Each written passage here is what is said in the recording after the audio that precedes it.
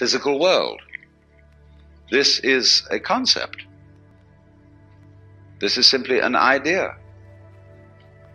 And if you want to ask me to differentiate between the physical and the spiritual, I will not put the spiritual in the same class as the abstract. But most people do. They think that 1 + 2 = 3 is a proposition of a more spiritual nature than, say, for example, a tomato. But I think a tomato is a lot more spiritual than 1 + 2 = 3. This is where we really get to the point. That's why in Zen Buddhism, when people asked what is the fundamental principle of Buddhism, we could very well answer a tomato. Because look how, when you examine the material world, how diaphanous it is. It really isn't very solid. A tomato doesn't last very long, nor for that matter do the things that we consider most exemplary of physical reality, such as mountains. The poet says, "The hills are shadows, and they flow from form to form, and nothing stands." Because the physical world is diaphanous. It's like music. When you play music, it simply disappears. There's nothing left.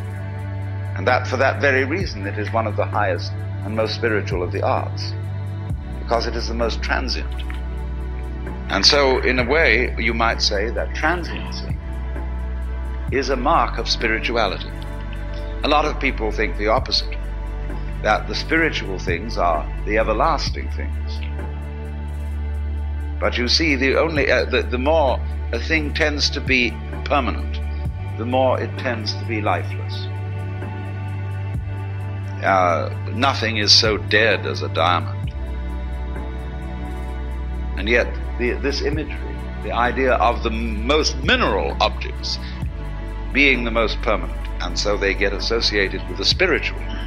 Jesus Christ is called the Rock of Ages. And even the Buddhists have used the diamond, the Vajra, as an image of the fundamental reality of the universe. But the reason why they used diamond was not that it was hard, but that it was completely transparent, and therefore afforded a symbol of the void, which everything fundamentally is. Not meaning that there simply is nothing there, but the void means that you cannot get any idea which will sufficiently define physical reality. Every idea will be wrong, and in that sense it will be void. So then, the physical world, we can't even find any stuff out of which it's made.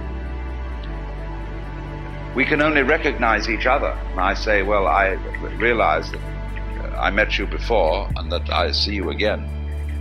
But the thing that I recognize is not anything really except a consistent pattern. Let's suppose I have a rope, and this rope begins by being manila rope. Then it goes on by being cotton rope. Then it goes on with being nylon. Then it goes on with being silk. So I tie a knot in the rope, and I move the knot down along the rope. Now, is it as it moves along the same knot or a different knot? We would say it was the same, because you recognize the pattern of the knot. But at one point it's manila, at another point it's cotton, at another point it's nylon, and another it's silk. And that's just like us. We are recognized by the fact that one day you face the same way as you did the day before. And people recognize your facing. So they say that's John Doe or Mary Smith. But actually the contents of your face, whatever they may be, the water, the carbons, the chemicals, are changing all the time. You're like a whirlpool in a stream. The stream is doing this consistent whirlpooling, and we always recognize, like at the Niagara, the whirlpool is one of the sights. But the water is always moving on. And we are just like that, and everything is like that. So there's nothing in the physical world that is what you might call substantial. It's pattern.